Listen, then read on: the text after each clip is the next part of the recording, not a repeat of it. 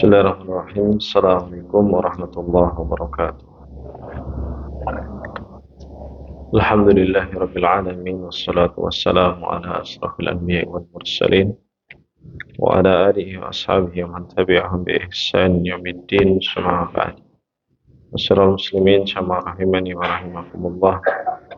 Alhamdulillah, senantiasa kita memuji Allah Subhanahu wa taala atas segala limpahan nikmatnya. Nikmat hujan, ya. Nikmat yang terkadang banyak di antara kita yang mengeluh dengan sebab hujan. Mudah-mudahan Allah Subhanahu wa taala jaga diri kita dari sifat mengeluh atas hadirnya nikmat hujan. Adalah rahmat dari Allah Subhanahu wa taala dan karunia dari Allah Subhanahu wa taala yang wajib untuk kita syukuri, dan juga nikmat-nikmat yang lainnya yang wajib kita syukuri, nikmat iman, Islam, nikmat sehat, dan juga yang lainnya. Jazakallahu khair. Sekarang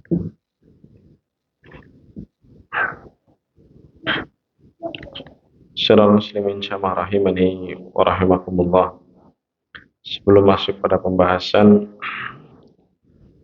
sebagai umat yang mengharapkan syafaat dari Nabi kita Muhammad sallallahu alaihi wasallam, marilah senantiasa kita mencurahkan salawat dan salam kita kepada beliau Nabi kita Muhammad sallallahu alaihi wasallam, untuk keluarga beliau, sahabat beliau, dan juga untuk orang-orang yang mengikuti beliau dengan baik sampai hari kiamat nanti. Masyarul muslimin jamaah rahimani wa rahimakumullah. Kita akan masuk pada hadis yang berikutnya, ya, bab tentang mati dan yang lainnya. Insyaallah kita masuk pada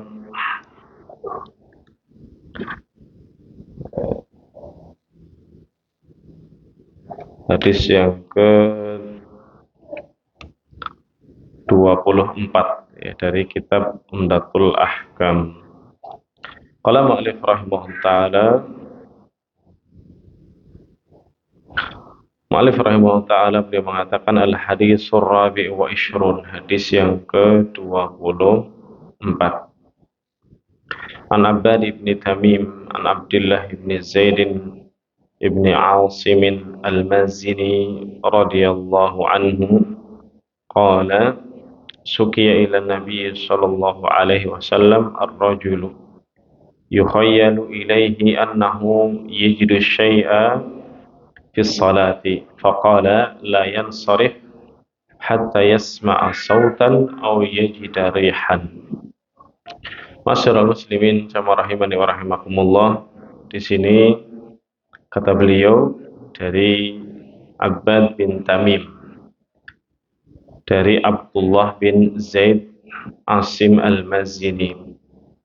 Beliau mengatakan ada orang yang mengadu kepada Rasulullah SAW, seorang laki-laki yang dia yukhayyal, terbayang-bayang, ya, seakan-akan gitu, ya, annahu yajidu syai' fi shalah, dia itu seakan-akan merasakan sesuatu ketika sholat, ya, maksudnya mengeluarkan sesuatu dari jalan belakang, ya. Jadi ia seperti merasakan tapi juga seperti tidak, gitu. Jadi kayak rasa keluar, kayak rasa tidak. Maka Rasulullah SAW dia mengatakan la yansarif hatta yasma'a sautan aw yajida rihan. Janganlah kamu berpaling sampai kamu mendengar bunyinya, ya, atau mendapati baunya. Jadi kalau lagi sholat kayak keluar angin tapi kayak tidak, ragu-ragu. Perintah Rasulullah SAW apa? Jangan berpaling sampai yang pertama mendengar suara, ya, atau mencium baunya, Ya, tapi kalau sholat berjamaah, ya, kalau jenengan yakin itu mau keluar, lebih baik jenengan segera keluar. Ya, ini kasusnya itu dia ragu, ya, bukan benar-benar apa mau keluar atau sudah memastikan itu keluar. Ya. Tapi seandainya jenengan ragu, jangan berpaling sampai syaratnya dua tadi, mendengar atau mencium baunya. Bagaimana syarah daripada hadis ini? Kata Imam Nawawi rahimahullah ta'ala, min qawaidil islamil amati wa usulihi allati tubna 'alaiha al-ahkam al-katsirah al-jalilah, termasuk ya kaidah dalam Islam yang umum dan asal pondasi pokok yang dibangun di atasnya hukum-hukum yang sangat banyak adalah annal asla baqaul asya al mutayaqqanah ala hukmiha. Perhatikan ya, ini kaidah umum yang diterapkan, yang dari kaidah ini kemudian lahir hukum-hukum dalam Islam, hukum secara umum. Apakah kaidahnya? Sesuatu itu, ya, sesuatu itu dihukumi ya seperti asalnya. Sesuatu dihukumi seperti asalnya. Maksudnya bagaimana? Fala ya'dilu anha li mujarradis syukuk. Maka kita tidak boleh membatalkan sesuatu gara-gara kita itu ragu. Ya, berarti asalnya sesuatu itu di atas keyakinan, ya, dan tidak akan batal hanya semata-mata karena ragu. Kalau kasusnya tadi kan, tadi keluar ataukah tidak gitu ya, maka hukum asalnya berarti keluar atau tidak? Tidak, ya, sesuatu itu tetap pada asalnya. Ya, misalkan jenengan sudah wudhu, ya, kemudian mau sholat, kok jenengan ragu, saya itu masih suci atau sudah batal? Hukum asalnya apa berarti? Masih suci. Ya. Walaupun apa? Jenengan ragu, ya, ini batal atau suci, batal atau suci, maka hukum asalnya tetap suci. Ya, demikian. Karena tidak boleh berpaling dari keyakinan tadi, limujarradi syukuk, hanya karena sebab ragu, wadhunun atau prasangka, praduga. Ini kayaknya gitu ya, saya menyangka saya tadi sudah ini, saya menyangka tadi saya sudah kentut, saya menyangka tadi sudah ini dan itu, maka itu tidak berlaku. Asalnya tetap di atas keyakinan, ya, yang pertama, tidak dibatalkan dengan keraguan atau prasangka. Sawa'un qawiyat asyukuku au dha'ufat asyukuk. Sama saja ragunya itu kuat, ya. Ragu apa sangat ragu. Ataupun keraguannya itu lemah. Karena ada orang ragu-ragu tapi lemah, ya. Tapi ada juga yang apa? Keraguannya itu sangat kuat, ya. Maka kalau jenengan pilih, ya, antara apa? Keyakinan atau hukum asal dengan keraguan yang sangat kuat, pilih mana? Ya. Pilih yang mana? Keraguan yang sangat kuat atau pilih yang yakin, Pak? Yakin. Pokoknya saya tadi sudah batal atau belum ya? Dia itu ragu, ragunya itu sangat mendominasi. Maka jangan hiraukan, tetap jenengan pilih apa yang belum batal, keyakinan yang jenengan pilih. Demikian, ini kaidah dalam apa segala kaidah Islam ataupun usul yang umum yang dibangun di atasnya hukum-hukum yang sangat banyak. Tidak hanya wudhu saja, apa saja, sholat termasuk di dalamnya. Sering yang kita alami itu, misal sudah takbir, kemudian sudah 1, 2, 3 rakaat, ketika bangun lagi, saya itu 3 rakaat atau 4 rakaat. Jenengan berarti yang ragu yang 3 apa yang 4? Yang 4. Berarti yakinnya berapa? 3. Berarti jenengan pilih yang 3. Demikian. Kalau 4 sama 5, ini saya sudah 4 rakaat apa 5 ya? Berarti yang yakin berapa? 4 ya. Jangan tambah lagi ya, nanti malah jadi 5. Demikian. Kemudian kata beliau, madamat lam tasil ila darajatil yaqin, selama tidak mencapai pada apa? Derajat yakin. Wa amsilatu dzalika katsiratun la takhfa wa minha hadzal hadis. Maka kita tidak boleh berpaling dan contoh-contoh yang semacam ini sangat banyak. Salah satunya hadis ini.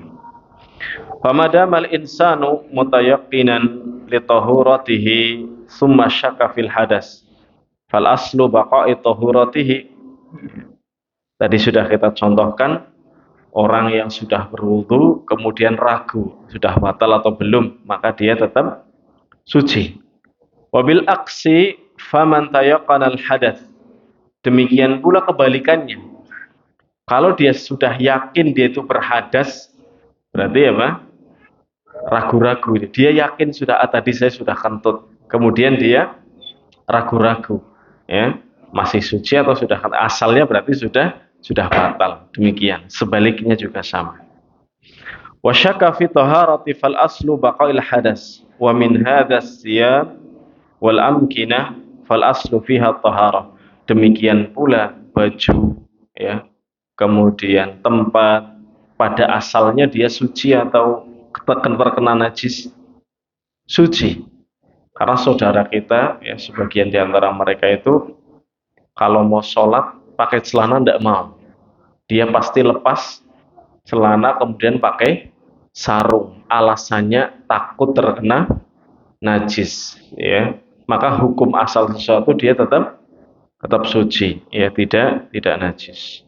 Tempat juga sama. Jenengan tiba-tiba sholat ke masjid, misalkan ya, di masjid. Jenengan hukumi tempat itu asalnya apa? Suci. Tidak boleh kemudian jenengan periksa dulu, ya Allah ini najis apa suci ya? Ya, mau sholat di sini takut najis, di situ takut najis, akhirnya muter-muter. Atau dibersihkan dulu semuanya, ya. Demikian. Ini malah memberatkan. Asal pada sesuatu itu dia suci, ya. Tempat, pakaian. Nah. Kemudian wa min dzalika adadu rakaat, termasuk juga jumlah rakaat, ya. Tadi sudah kita contohkan, ya, misal dia 3 rakaat, ragu yang keempat, berarti dia yakin yang 3. Wa min dzalika man syakka fi talaq zaujatihi fal aslu baqa'in nikah. Demikian pula dia ragu, saya itu sudah mentalak istri saya atau belum, gitu ya. Maka asalnya apa? Dia tetap jadi istrinya, ya. Tidak dibangun di atas keraguan-raguan. Dan banyak sekali kata beliau permasalahan-permasalahan yang serupa, ya, yang dibangun di atas kaidah ini. Faidahnya kata beliau rahimahullah taala, al-qaidatul amah wa hiya anal asla baqa'i makana ala makan. Kaidah yang harus kita pahami, kaidah asal pokok, ya, dalam syariat adalah segala sesuatu asalnya itu apa? Asalnya itu sesuai dengan hukum yang asal, ya. Tidak boleh kita palingkan kepada hukum yang lainnya. Kalau pakaian asalnya suci berarti kita hukumi suci, ya, dan seterusnya. Tidak boleh kita ragu-ragu dalam menghukumi sesuatu. Dan yang kedua, bahwasanya hanya dengan ragu tidak membatalkan wudu dan juga tidak membatalkan sholat, ya. Keraguan itu tidak membatalkan wudu dan juga tidak membatalkan sholat. Dan yang ketiga, tahrimul insirah minas shalah li ghairi sababin bayyinin. Haramnya membatalkan sholat, ya, tanpa sebab yang jelas. Tidak boleh insirah, berpaling, sudah Allahu Akbar, hukum asal itu haram jenengan apa? Membatalkannya. Jadi tetap terus saja, ya, tanpa sebab yang jelas. Apalagi hanya sekedar apa, misalkan garuk ya, kemudian aduh saya batal apa enggak ini sholatnya, sudah apa garuk-garuk 3 kali, asalnya dia apa tetap sah sholatnya. Demikian. Kemudian yang keempat, bahwasanya angin yang keluar dari dubur dengan suara ataupun tidak dengan suara membatalkan wudhu, ya, dengan suara atau tidak dengan suara membatalkan wudhu. Yang kelima, yang dimaksud dengan mendengarkan suara dan mendapati baunya dalam hadis ini adalah yakin, ya, maksudnya adalah yakin. Jangan kemudian nanti was-was lagi, suaranya misalkan apa hujan mengenai genteng, wah itu suara kentut saya apa ya. Jangan juga demikian, ya, benar-benar ya yakin keluar dari duburnya. Kemudian falau kana la yasma wa la yashum, karena sesuatu itu dibangun di atas keyakinan, ini juga perlu diperhatikan, walaupun tidak mendengar, walaupun tidak mencium baunya, ya, dan jenengan yakin tanpa sebab dua ini, maka hukum asalnya berarti apa? Wudunya telah batal. Ya, jadi yang jadi patokan itu apa? Yakin. Lah salah satu yang meyakinkan itu apa tadi? Mendengar suara dan juga mendapati baunya. Tapi kalau tidak mendengar suara, tidak mendapati bau, tapi kerasa metu, wah jare Ustaz, sementing orang krungu karo orang mambu. Nah, walaupun kerasa keluar, saya yakinnya ndak, ya ndak boleh juga. Maksudnya hukum itu dibangun di atas apa? Keyakinan. Lah salah satunya itu dua tadi. Tapi kalau ndak mendengar, ndak mendapati bau, tetapi jenengan yakin telah keluar sesuatu gitu ya, dengan keyakinan, maka wudhunya juga batal. Nah, tapi ya kebanyakannya ya pasti apa? Bau gitu ya. Atau jenengan ndak bau, orang sebelahnya juga pasti cium bau ya. Demikian. Dan hadis yang ke-50 atau ke-25, afan. An Ummi Qaisin binta Mihsanin al-Asadiyah annaha atat bibni laha sahirin. Hadis dari Ummu Qais bintu Mihsan, bahwasanya beliau radhiyallahu anha punya anak kecil, ya. Kemudian anak kecil ini diserahkan kepada Rasulullah sallallahu alaihi wasallam, ya, minta untuk digendong sama Rasulullah sallallahu alaihi wasallam. Fa'ajlasahu Rasulullah sallallahu alaihi wasallam fi hijrihi. Kemudian Rasulullah sallallahu alaihi wasallam mendudukkan anaknya, siapa tadi? Ummu Qais, di pangkuan beliau Nabi kita Muhammad sallallahu alaihi wasallam. Fabala ala thawbihi. Kemudian anak tadi ternyata kencing di pakaiannya, pakaian Nabi kita Muhammad sallallahu alaihi wasallam. Fada'a bima'in fanadhahahu ala thawbihi wa lam yaghsilhu. Kemudian beliau minta air, ya, kemudian diperciki pakaiannya dan tidak dicuci. Ini tadi permasalahan apa yang membatalkan wudhu. Kemudian ini salah satu daripada najis, yaitu apa? Kencing anak kecil. Tapi cara mensucikannya berbeda, ya, tidak dicuci.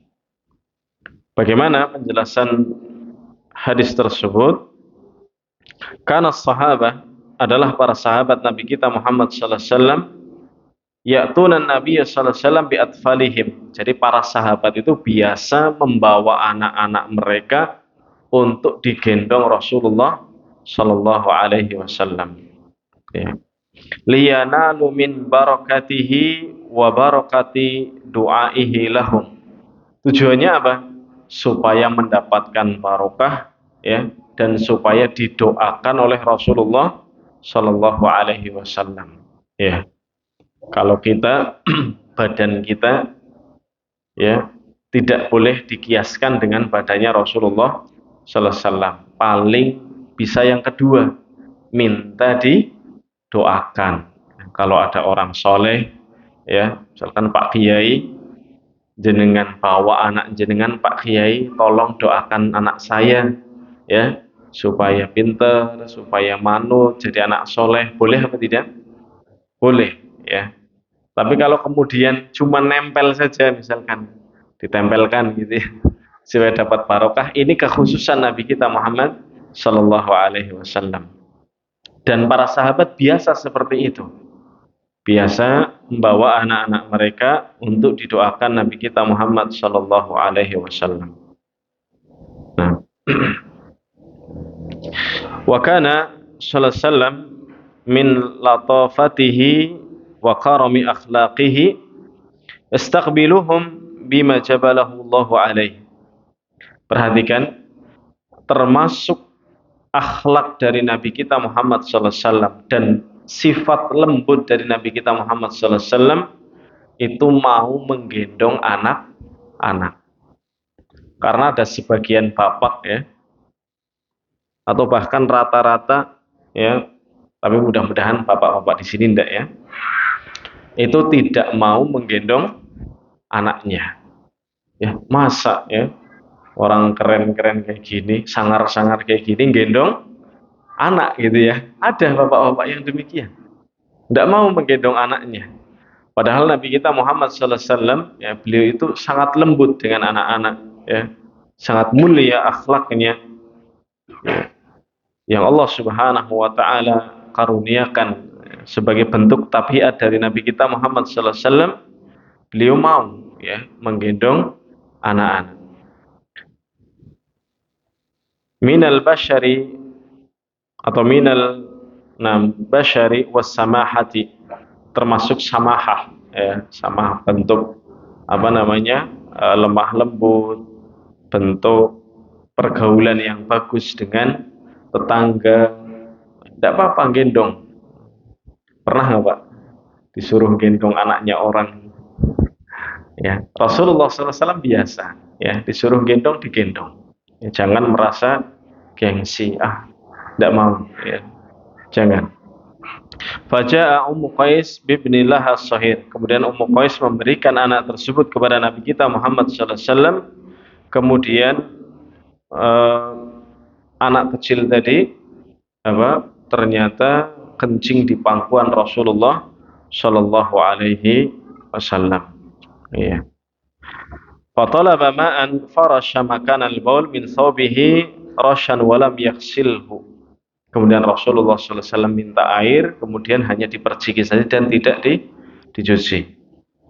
Para ulama mereka ikhtilaf. Apakah ya hanya boleh perciki atau harus dicuci? Sebagian mengatakan kalau laki-laki dan perempuan itu sama saja, ya, cukup hanya diperciki. Ya, ada yang berpendapat annahuma sawa'un fi wujubil husli wa adami iktifai bin nadhi. Dua-duanya wajib dicuci, tidak boleh diperciki, laki-laki maupun perempuan. Jadi ada dua pendapat di sini. Yang pertama, laki-laki maupun perempuan dua-duanya cukup diperciki saja. Pendapat yang kedua, laki-laki dan perempuan dua-duanya harus dicuci.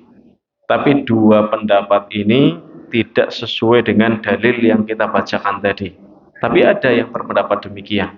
Jadi kalau ada orang kencing yang baru minum susu, belum makan makanan dengan nafsunya dia meminta makanan apa selain susu, maka ada yang mengatakan harus dicuci, laki-laki perempuan harus dicuci. Ada yang mengatakan dua-duanya cukup diperciki saja. Maka dua pendapat tadi tidak sesuai dengan dalil yang ada. Adapun yang sesuai dalil, kata beliau rahimahullahu taala, wa huwa alladhi tadullu alaihi al-ahadits sahihah as-sarihah wa madhhabul a'immah. Sesuai dengan madhab para imam adalah an-nadhu lidzakar wal huslu lil unsa. Kalau laki-laki itu cukup diperciki, kalau perempuan itu yang harus dicuci, ya.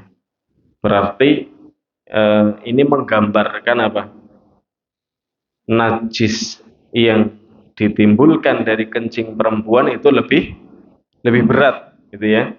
walaupun dua-duanya najis. Ya. Ada yang mengatakan, oh yang satu tidak najis. Ya, kalau yang satu apa? Tidak najis katanya. Nah, bagaimana para ulama menjelaskan? Kata beliau rahimahullah taala, najasatul baulil ghulam wa in kana lam yaqul ta'am li syahwatin. Najisnya kencing anak laki-laki walaupun belum makan makanan karena syahwat, ya.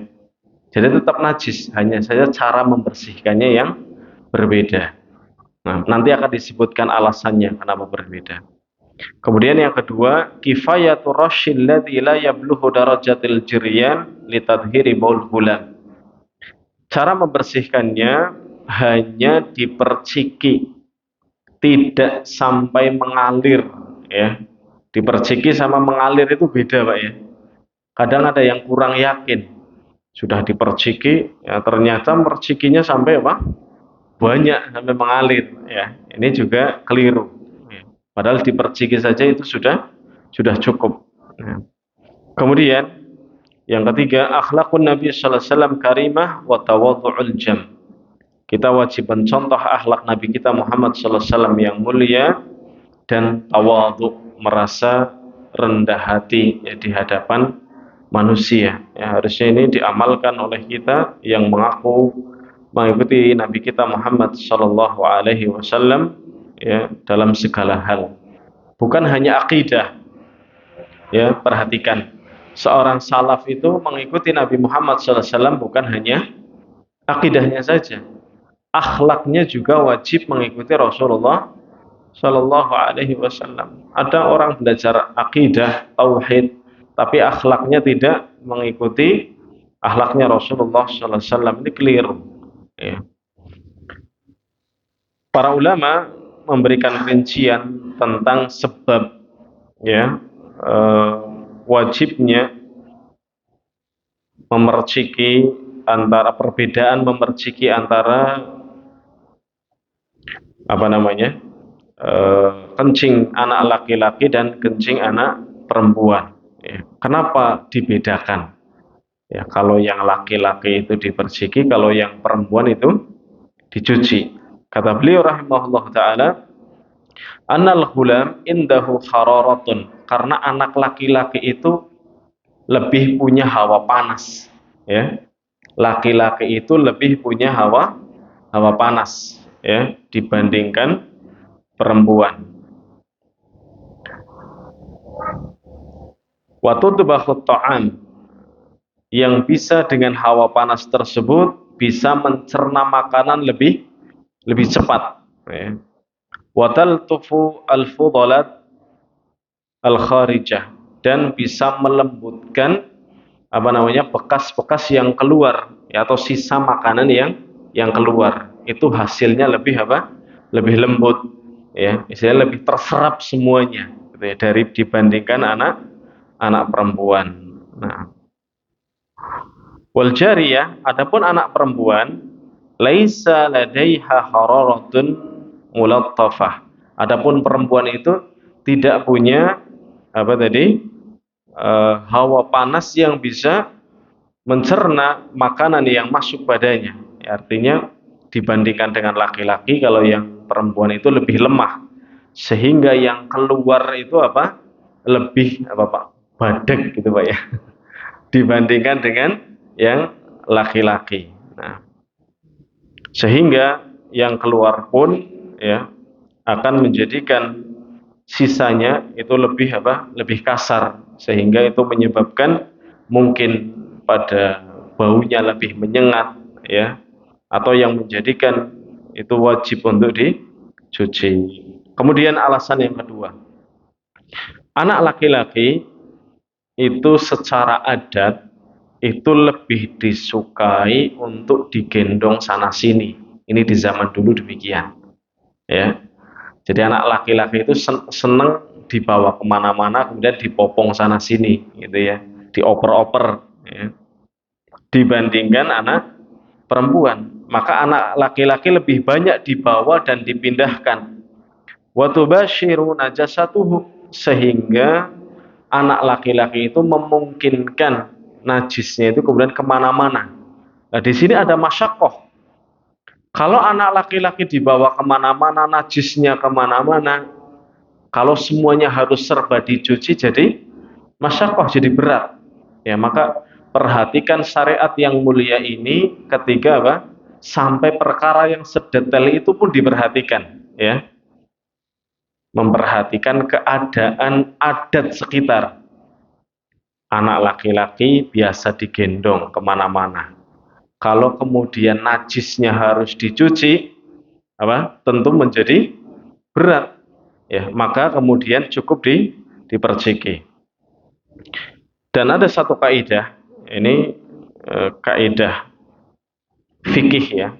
Kalau bisa dihafal, Pak, ya. Kaidah fikih yang sangat penting dalam muamalah, karena banyak orang belajar fikih tidak paham kaidah fikih atau kaidah usul fikih, akhirnya apa? Kadang sudah tahu hukumnya, tapi karena beda kasus, ya, kemudian mengamalkannya jadi bingung gitu, ya.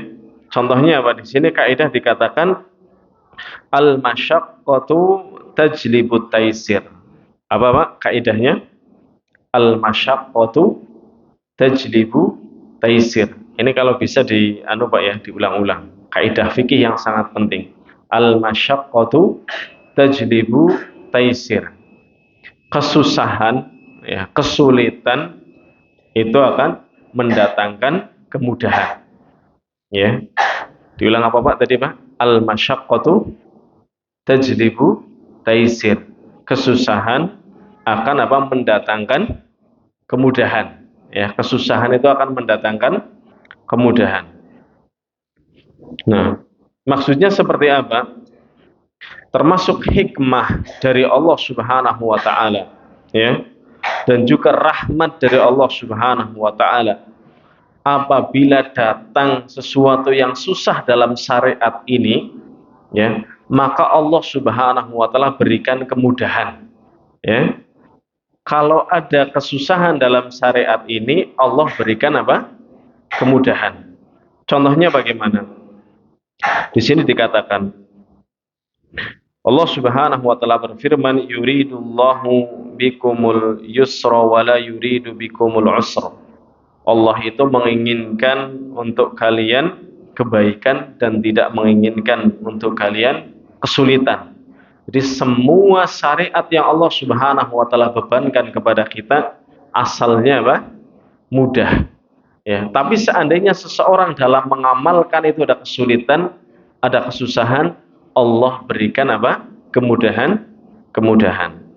Ya, contohnya apa? Contohnya di sini misalkan haji, Pak. Ya, contohnya haji.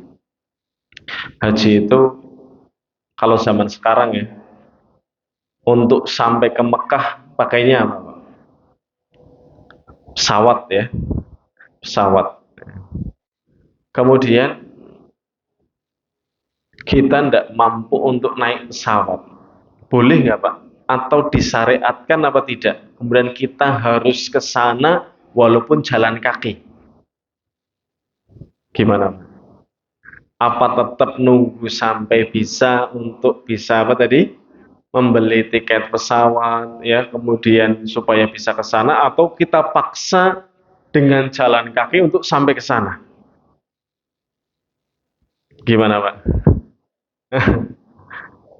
Iya, nunggu sampai kita mampu. Jangan kemudian apa? Kita bersusah-susah jalan kaki, ya, yang penting sampai ke sana, ya. Karena apa? Al masyaqqatu tajlibu taisir, ya. Kesusahan itu kemudian apa? Mendatangkan kemudahan. Ya, atau contoh yang lain apa, misalkan seorang yang sakit. Kalau jenengan sakit, kemudian asalnya sholat wajib, sholat fardu itu asalnya di mana? Di masjid, ya, di masjid bagi laki-laki, wajib di masjid. Tapi karena sakit, ya, susah apa tidak jenengan? Susah untuk ke masjid. Boleh nggak sholat di rumah? Boleh. Itulah al-masyaqqatu tajlibu taisir. Ustaz, ada hadis yang mengatakan apa? Pahala itu sesuai dengan tingkat kesulitan. Berarti bertentangan dengan kaidah ini. Bertentangan atau tidak kira-kira? Hmm? Pahala itu sesuai dengan tingkat kesulitan. Padahal kaidahnya tadi apa?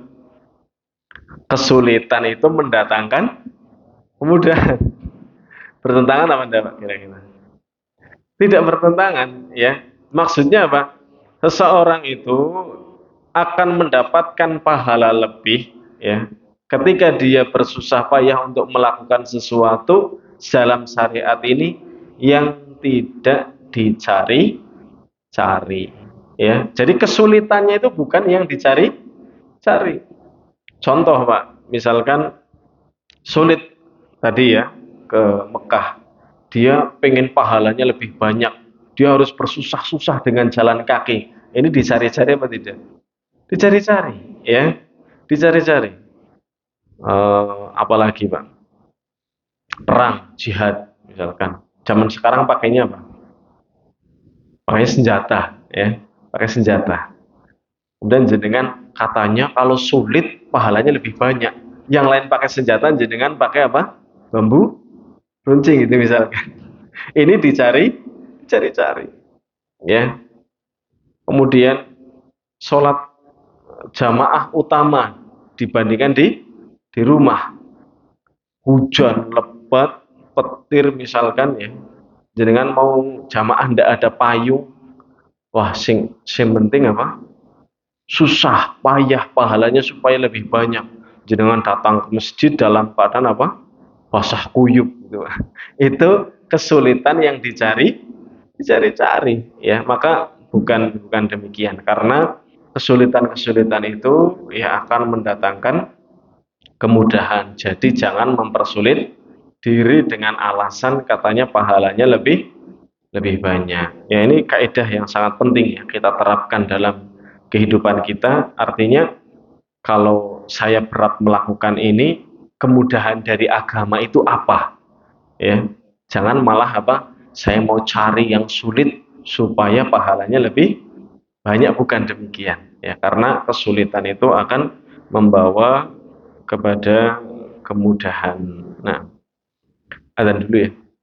Insya Allah kita akan lanjutkan setelah adzan.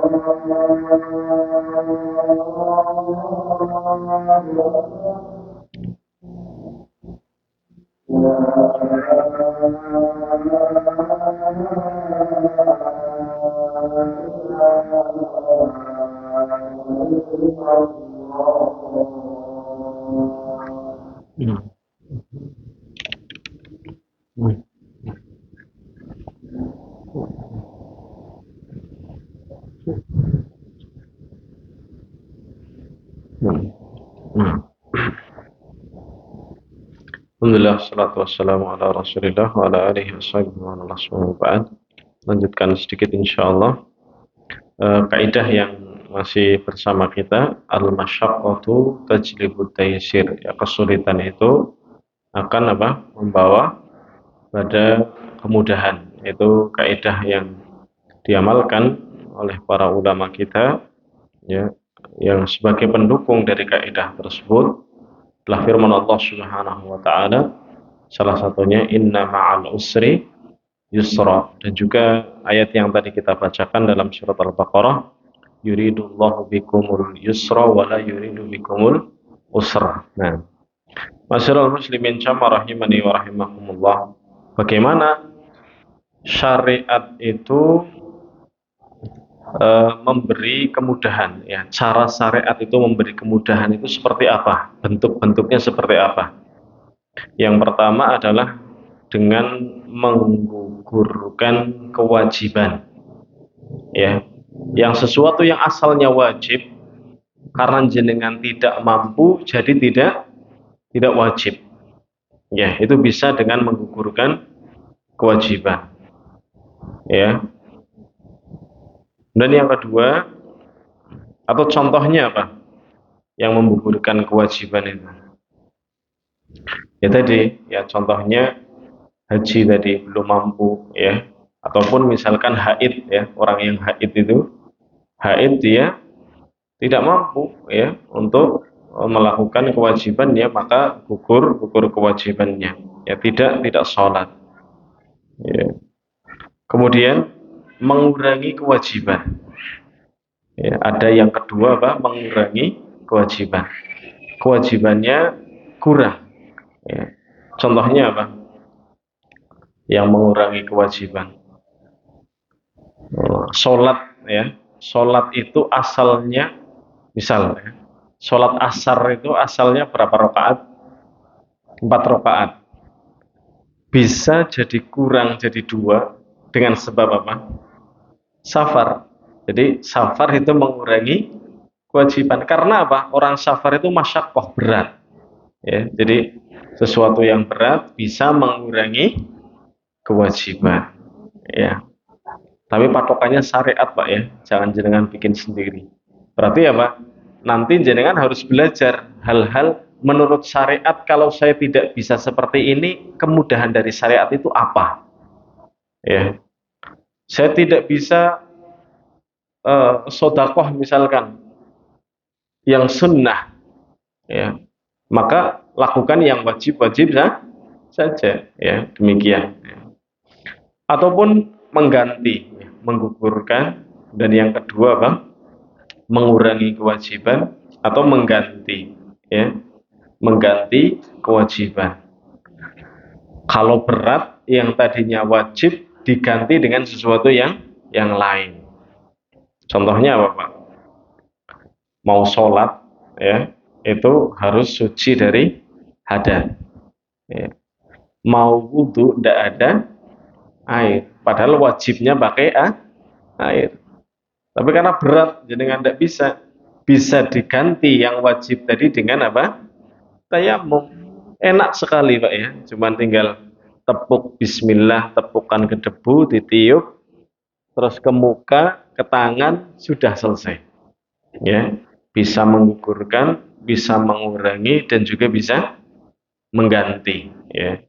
Kemudian yang keempat, bisa juga keringanan yang diberikan oleh syariat itu mendahulukan yang wajib daripada yang sunnah. Itu termasuk keringanan. Coba kalau jenengan dibebani apa, dua-duanya harus dilakukan, berat apa tidak? Berat, ya. Makanya jangan sampai ada yang misalkan tanya, Ustadz, misalkan saya punya tetangga, ya, tetangga saya itu orang miskin. Saya juga punya orang tua, ya. Orang tua butuh bantuan. Tetangga ini juga butuh bantuan. Ustadz, kira-kira saya bantunya yang mana? Jangan sampai seperti itu, ya. Karena syariat itu salah satu bentuk, ya, kemudahan yang syariat berikan apa? Mendahulukan yang wajib. Selain tadi apa? Menggugurkan, kemudian mengganti, ya. Ada juga mengurangi dan juga mendahulukan. Mendahulukan yang wajib ini juga termasuk apa? Keringanan dari syariat untuk kita. Ya, coba kalau tidak ada yang prioritas, semuanya harus, ya. Waduh, ya, duitnya mau 1.000 misalkan, habis nanti, gitu kan? Demikian. Jamaah rahimani wa rahimakumullah. Kemudian selain mendahulukan, yang terakhir adalah mengakhirkan yang wajib. Jadi ada yang mendahulukan yang wajib, ada mengakhirkan yang wajib. Contoh mengakhirkan yang wajib apa? Qadha, ya. Asalnya seseorang itu ketika datang bulan puasa dia harus segera, ya, puasa, ikuti. Tapi karena mungkin sakit, karena mungkin hal-hal yang lain, akhirnya diakhirkan. Dan ini bisa dikiaskan, ya, dengan amal-amal soleh yang lainnya. Ataupun kata beliau, selain kaidah tadi dikatakan ala anna ba'dal ulama ja'alu min masail ta'abudiyah. Ini kan masih pembahasan tadi, ya, alasan kenapa kencingnya laki-laki itu cukup diperciki karena masyakoh, berat kalau harus dicuci. Ya, kaidahnya tadi sudah kita sebutkan. Atau kata beliau, para ulama tidak menyebutkan alasannya. Ini adalah perkara ibadah yang tidak bisa dijangkau oleh akal. Kadang seperti itu. Pokoknya ini perkara ibadah yang tidak bisa dikiaskan dengan akal kita sebagai manusia. Ya, ditanya misalkan batas antara kita dengan jin itu apa? Ya, misalkan bisa nggak kemudian kita itu bisa menerobos batas tersebut? Itu molekulnya, bahan-bahannya apa? Ya, nah, sulit Pak dipikirkan, ya. Jadi kita kadang tidak perlu apa? Memikirkan hal-hal itu. Itu cukup perkara iman saja. Ta'abudiyah ini bentuk ibadah kepada Allah, diyakini sudah selesai. Tapi ya ada orang-orang yang cari-cari seperti itu, ya. Ada, ya. Filsafat, orang-orang yang mengedepankan akal itu biasanya ya nyari-nyari yang tidak menambah iman, ya, tidak berpengaruh pada ketaatannya kepada Allah Subhanahu wa taala. Ini lebih baik dihindari. Pokoknya diperintah suruh diperciki sudah, ya sudah, seperti itu saja. Ya, ada yang berpendapat demikian. Kemudian hadis yang berikutnya, sambil ngantuk ya Pak. Kan enak Pak ya, udan-udanan sing dongeng ya kan. Jenengan sambil ngantuk-ngantuk, wah ini nikmat dari Allah yang harus kita syukuri. Ini nikmat yang harus kita syukuri. Hadis yang berikutnya dari Anas bin Malik, beliau mengatakan datang seorang A'rabi, kemudian ini sering ya, hadis ini sering disebutkan. A'rabi tersebut kencing di pojokan masjid. Kemudian manusia yang di situ menghajarnya, menghardiknya.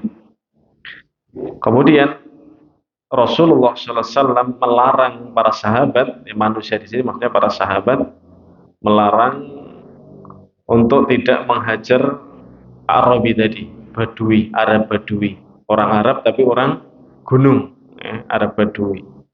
Tatkala selesai dari kencingnya, maka Nabi kita Muhammad SAW memerintahkan untuk menyiramnya dengan seember air. Penjelasannya kata beliau, A'rabi itu bisa digunakan untuk satu orang. Kalau ada orang gunung, satu orang pun bisa dikatakan apa? A'rabi, Badui. Ya.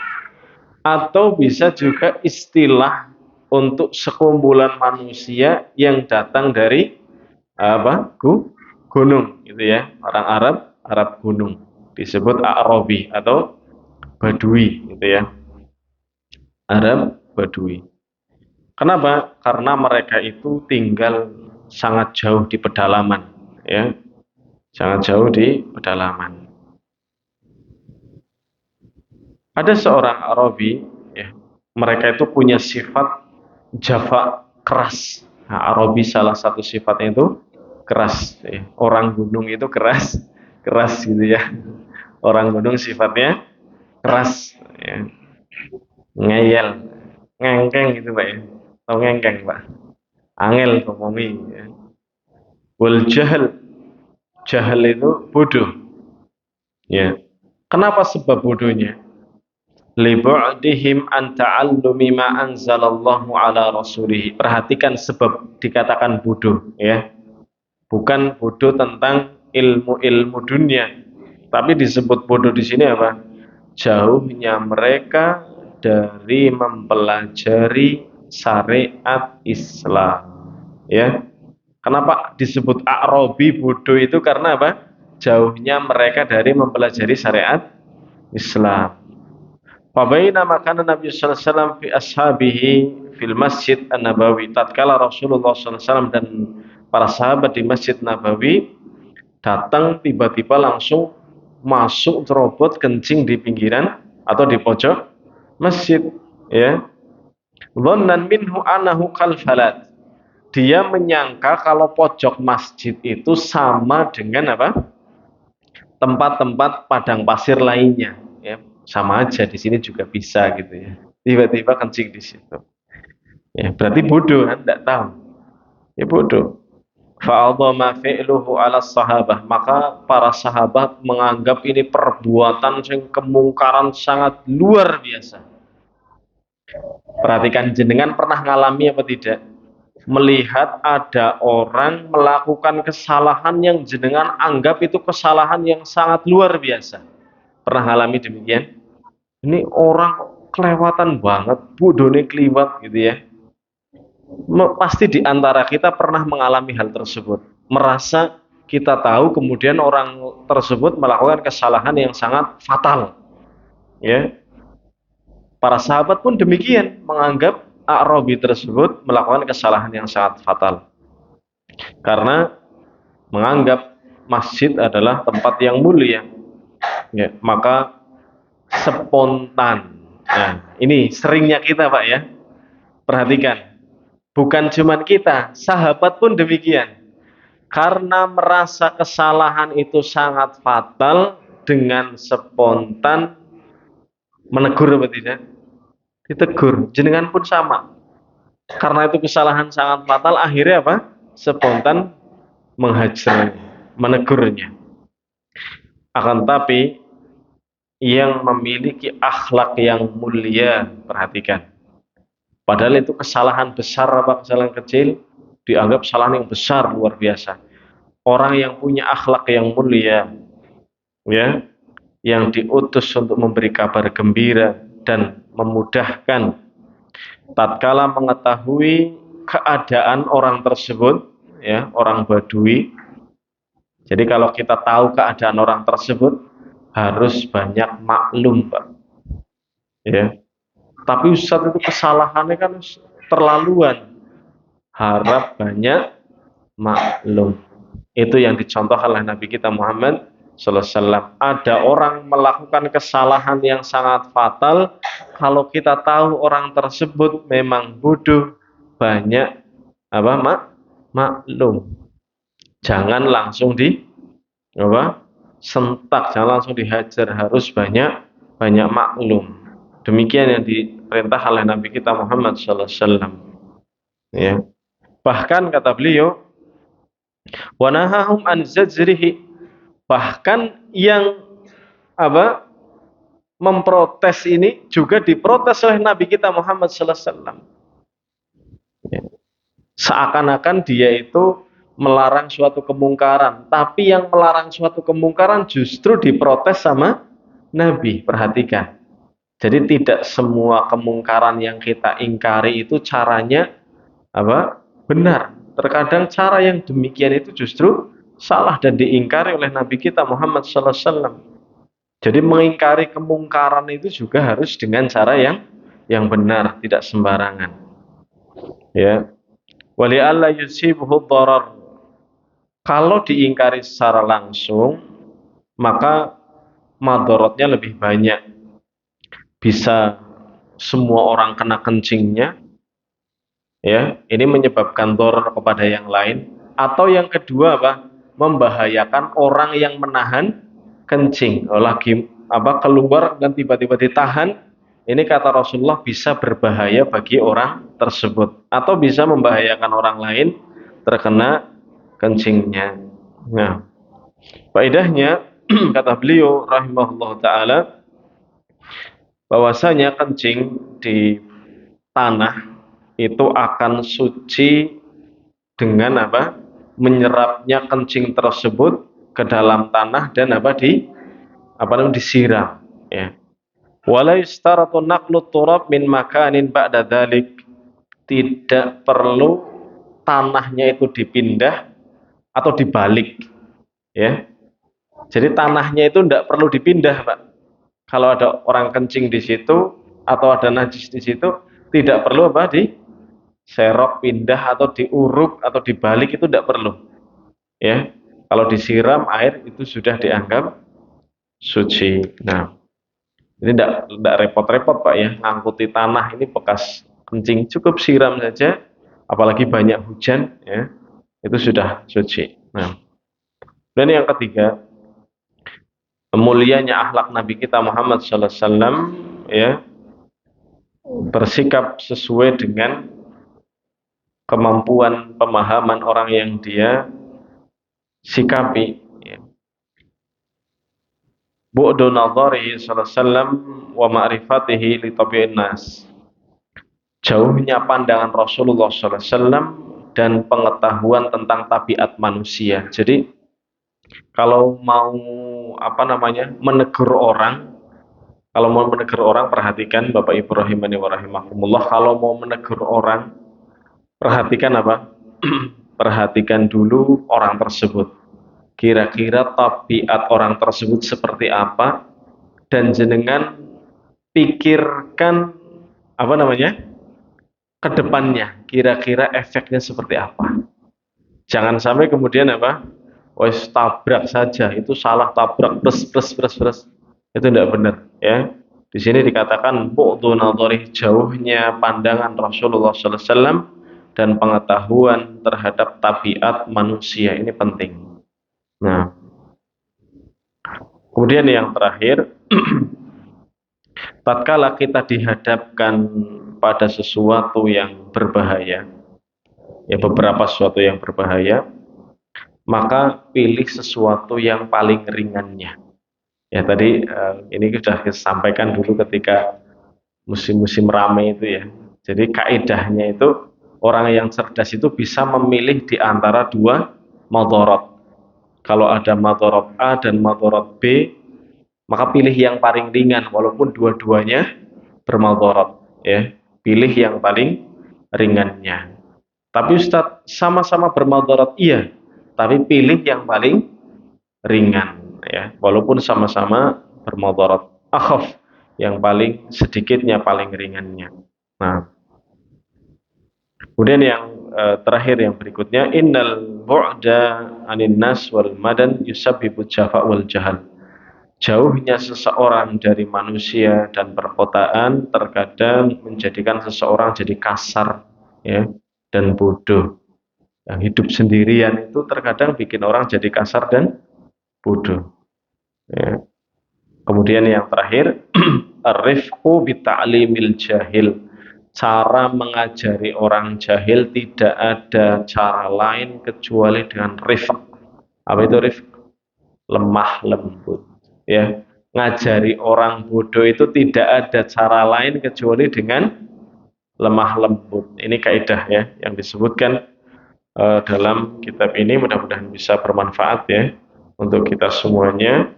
Insya Allah pada pembahasan yang akan datang kita cukupkan. Insya Allah ganti pada pembahasan yang lain. Insya Allah. Ada pertanyaan atau dicukupkan? Ada yang ditanyakan?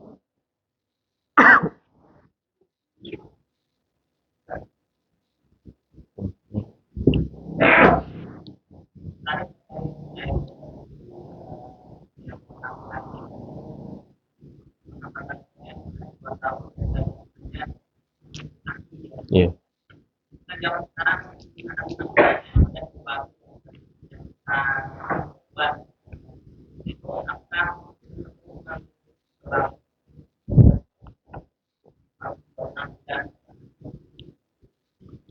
Nah, di sini dikatakan yaqulu ta'am lisahwatin.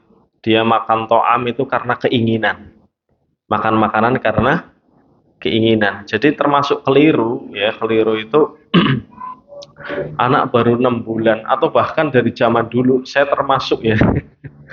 Zaman dulu itu anak baru lahir aja sudah dikeprekin apa? Pisang, oh, jel-jel kewes. Gitu ya. Ya Allah kasihan, Pak. Harusnya itu tidak demikian.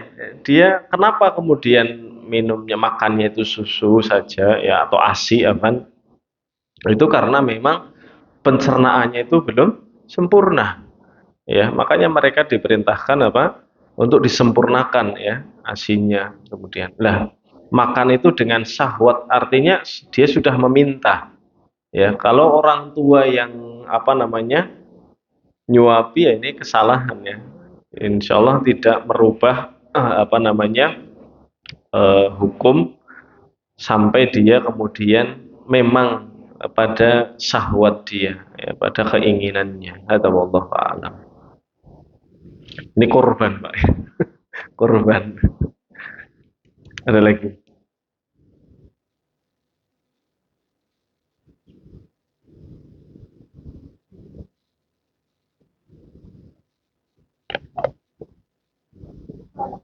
Cukup insya Allah. Kita tutup dengan doa kafaratul majelis. Subhanakallah wa bihamdika asyhadu an la ilaha illa anta astaghfiruka wa atubu ilaik. Assalamualaikum warahmatullahi wabarakatuh.